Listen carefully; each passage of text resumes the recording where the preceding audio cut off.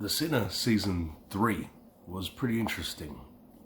Now, I saw season 1 when it came out a few years ago, and I thought it was pretty damn good. I wasn't expecting much from it, but it was intriguing.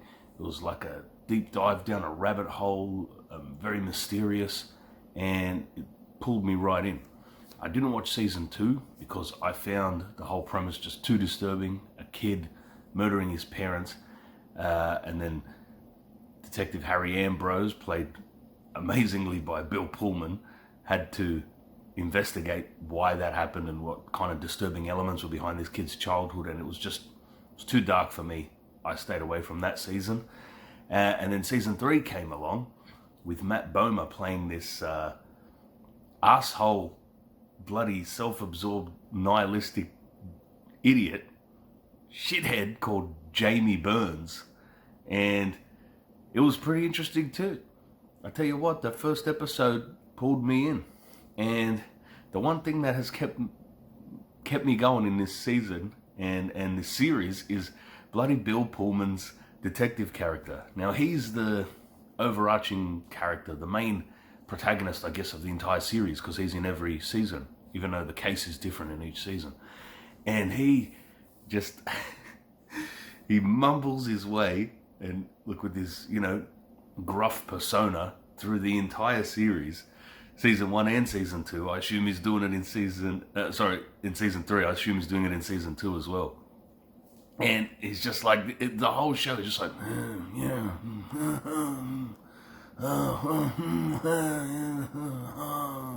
like that's the level of his emotiveness in the entire series. That's his acting. But for some reason, his lack of charisma is engaging. I can't explain it. His wooden, stilted persona, it seems intentional. That's the way he's playing this character, and it works for some reason. It makes me like his character. Even though I was watching this season and I was like, what the fuck are you doing? Like, why are you indulging this asshole and following him? And I guess, he didn't have enough evidence on him to arrest the guy, and he was outside of his jurisdiction, so he was keeping an eye on him. But I was thinking, couldn't he have arrested him for trespassing on that woman's property and digging the grave? Maybe he knew those charges wouldn't stick and the guy wouldn't be remanded in custody long enough to keep him off the street, so he wanted to get something concrete on Jamie Burns so as to lock him away permanently or for a much longer time. This guy was unstable. So maybe it makes sense that he followed him around. It just seems so implausible that there's a detective from upstate New York going to a guy, following some asshole college professor around to, like, bloody college parties in Brooklyn. It felt so weird and out of place. And Harry's just, Jamie Burns, Matt Bomer's character, is just like chatting up these, young 20-something girls and doing lines of cocaine and drinking up a storm, and Detective Harry Ambrose, Bill Pullman's just in the corner. This is a difficult situation. It was cracking me up at the same time that I needed to know what was going to happen next. Now, Jamie Burns' character, the central antagonist. He's an antagonist of this story. I don't know if we were meant to sympathize with this guy, because I didn't sympathize with him at all. I loathed him. He was detestable. He was such a self-absorbed asshole, just constantly whining and bitching because he couldn't find self-fulfillment inside himself. He was having some kind of existential crisis, and somehow that justified him making the lives of other people miserable. And he kept trying to justify that. Oh, well, you're like me, Harry, he kept saying, because you have dark thoughts too. Yeah, but it's like, but Harry doesn't act on them, you asshole. For some reason, you feel entitled to act on your dark thoughts and hurt other people. What right do you have to do that? Just because you feel like shit? That's that self-absorption, that sort of constant excuse-making, never taking responsibility, was really pissing me off. And then it felt weird when his wife said that he had never been like that for 15 years. He was someone who always took responsibility and always blamed himself. It felt like he had a character split just because of that Nick guy. Chris Messina played him pretty well too. He really came across as like a psycho bloody remorseless potential murderer. And Jamie Burns insinuated that the guy had murdered people in the past as well. And the performances were great all around. Even Matt Bomer, he played a reprehensible character really well. And he played a guy that went from seemingly normal or keeping it all together while he had this, underlying rage, nihilism bubbling under the surface. And he played that well, that descent into madness, and especially towards the end. And in his death scene, he looked truly terrified. And it's like his tough guy persona of not giving a damn and wanting to stare the void in the face and overcoming and conquering fear. That all went away, and he became like a pathetic little baby crying for help at the end. And it was a weird ending too, the way Harry Ambrose just finally broke down and showed some emotion for the first time. And then it just ended like that. I don't even know how I feel about the ending. It's a kind of show where I don't know how I feel about it. It was entertaining to watch. The acting was great. The way they unraveled the plot, so I guess the pacing and the way the story was shown and presented was engaging, was interesting. I love mysteries. I like things that start off where you don't know what the hell's going on, and slowly the show untangles the web of the plot details, and there's twists and turns, and you don't know who to trust, and there's conspiracies and shit like that. I love shows like that, and this show was pretty good in that sense. But I couldn't stand the main character. His whining, his constant whinging, even though he had a loving wife, a brand new beautiful baby child, and he just couldn't get his shit together and get over his dumb, I don't even understand, these dumb, stupid philosophical beliefs that he picked up from his college psycho friend. And I never understood that hold that Nick guy had over him. Why? Maybe because he grew up without his father in his life or his mother. He was vulnerable to outside influences, and he seemed to be just an easily manipulated puppet kind of guy. And that's what Nick, I guess, fulfilled that role. And it was sad too. It was sad to see his family life crumble for no reason. He didn't have to do any of that, but he chose to.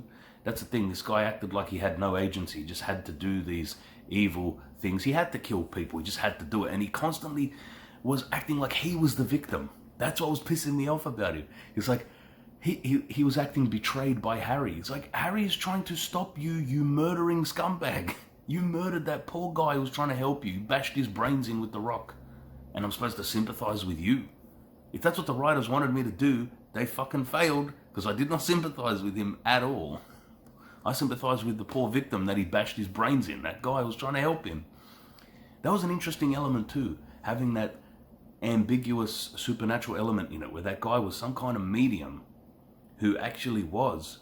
He knew things about Jamie Burns he couldn't have known unless there was a supernatural element to it, unless this guy actually had some kind of mental telekinetic foresight.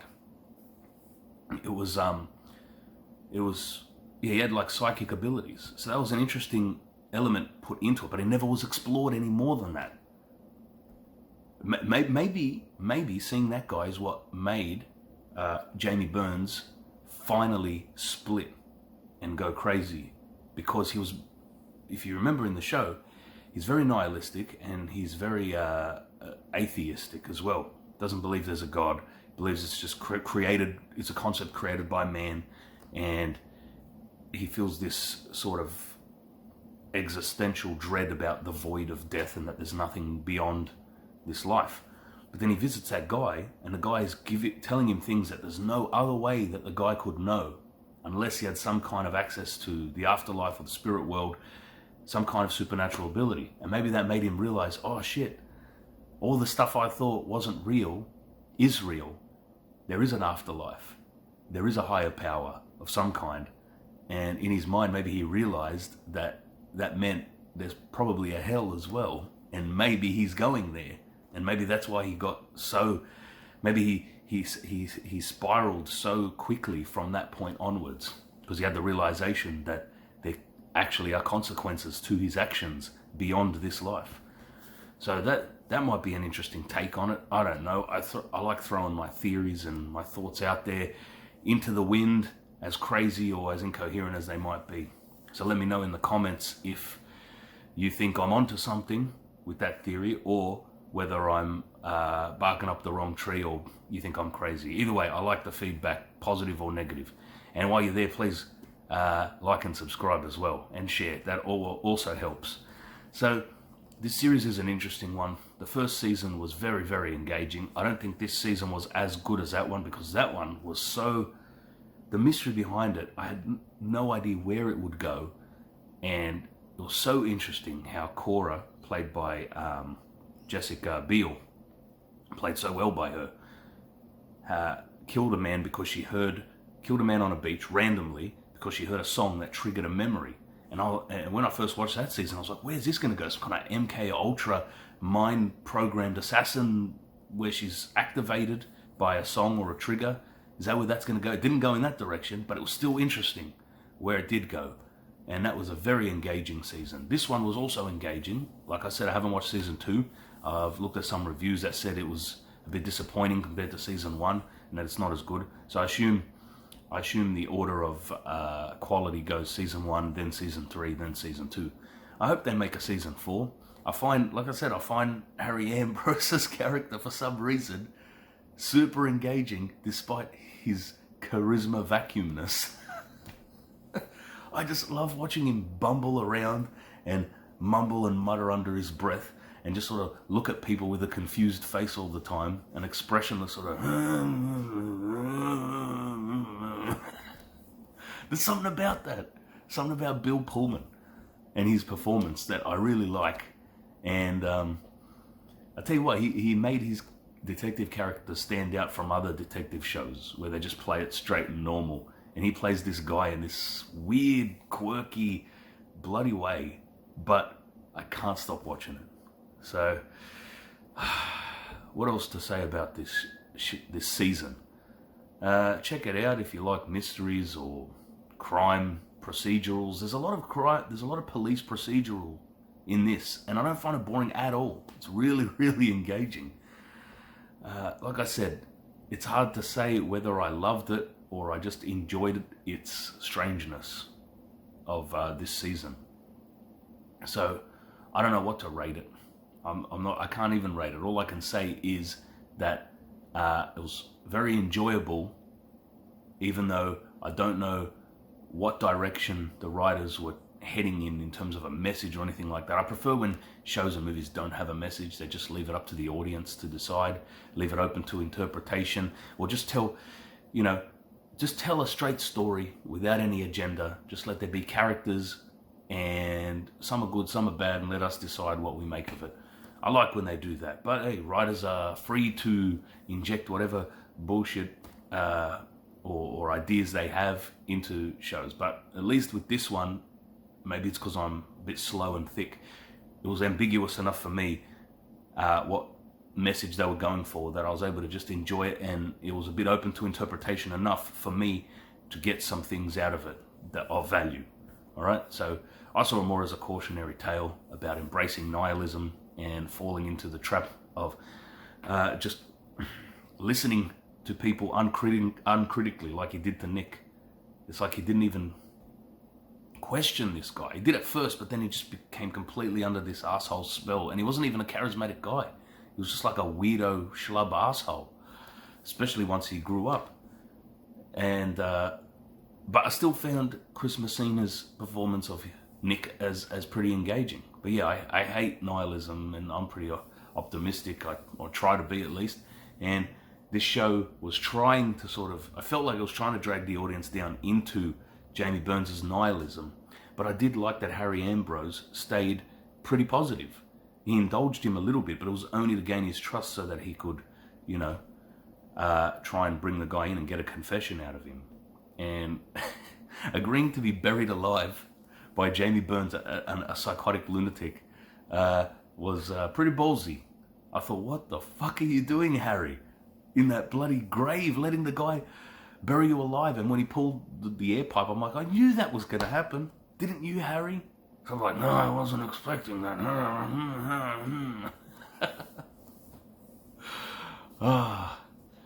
But at least his grandson survived. I was glad Eli lived. And The other thing, they didn't have that weird. This is the last thing that I'll mention because it just came to me. They didn't have that weird subplot in this one. I don't know if it's in season 2, where Harry is like into some kind of sadomasochism, where he's paying some lady to like bloody torture him. It was some kind of weird fetish he had in the first season. That's the only aspect of the first season I didn't like. I'm like, I know they're trying to add layers to Harry's character and to make him more engaging and interesting and stand out from the pack of TV show detectives. But he already had that uniqueness of the way he played the role, his whole persona. You know, you didn't have to add him being a pain masochist, like loving the torture, because I found that really weird, and it made me disengage from his character in the first one. It was just a bit too weird to put onto his character. He just seemed like a normal sort of decent guy, a guy who's obviously got a lot of issues within him, but he holds it all together. He was a pretty stoic guy. I liked his stoicism. In the first season, they had that weird, side fetish for him. Well, I didn't like that. In this one, they had none of that at all. None of it. There were hints that he had a lot of dark personal issues, Harry, but they never actually showed that he was into that stuff. So I don't know if they just wrote that out of his character completely, because it seems weird that he would be so into that 2 seasons ago, and then now he's not doing it at all. Now let me know. Maybe it's in season 2. I don't know. Maybe it shows why he doesn't do it anymore in season 2. But I'm glad they didn't have it in this one. It made me sympathize with his character more. Harry's character, that is. So I don't think I've got much else to say. It's a pretty dark show, but it's well filmed. The acting is great. I found it pretty engaging and interesting, even though most of the characters are reprehensible assholes. But it still was pretty damn interesting. Harry Ambrose was the highlight for me. Show a scene-stealing, subdued, gruff, mumbling performance, but I couldn't stop watching it. Anyway, I'll leave it there. Check out season 3 of The Sinner. Check out the other seasons while you're there, I guess. Thanks for listening this far. Please like, share, subscribe. Take care. Be good. And I'll see yous later.